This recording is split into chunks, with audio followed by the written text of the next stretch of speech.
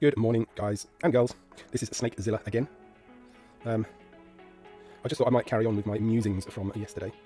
Just about this game being a representation of life, maybe.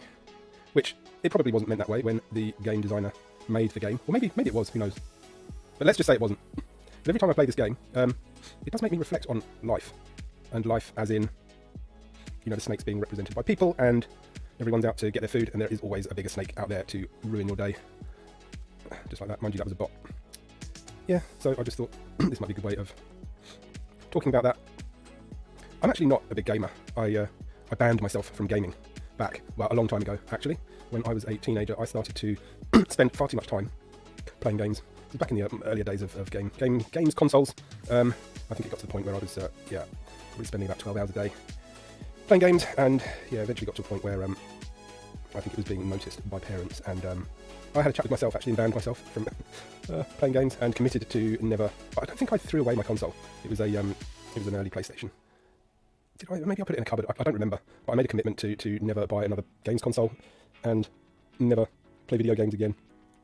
So I kind of went from staring down the barrel of being a gamer who had no job, and back in those, because nowadays I believe people make money from gaming. You can make money obviously on YouTube, and I guess that's how PewDiePie started out. A lot of people start out with reaction videos, but back in those days there was no YouTube. Actually, there wasn't really much internet to speak of.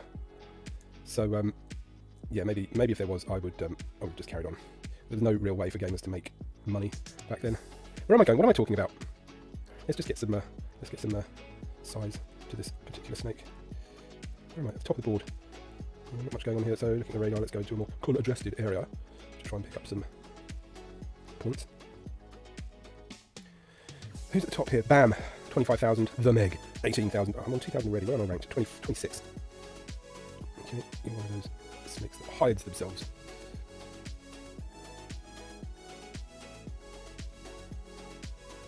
But I picked up playing this game, I don't know, just because I thought a browser-based game is not really proper gaming, so I thought, well, what can possibly go wrong? It's only a browser game. But I probably play a little bit too much of it, more than I probably should, but still, I don't see it as being unhealthy.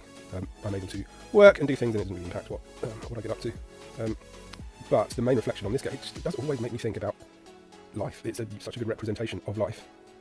Right down, so for example, if you look at what I'm doing now, I'm kind of chatting.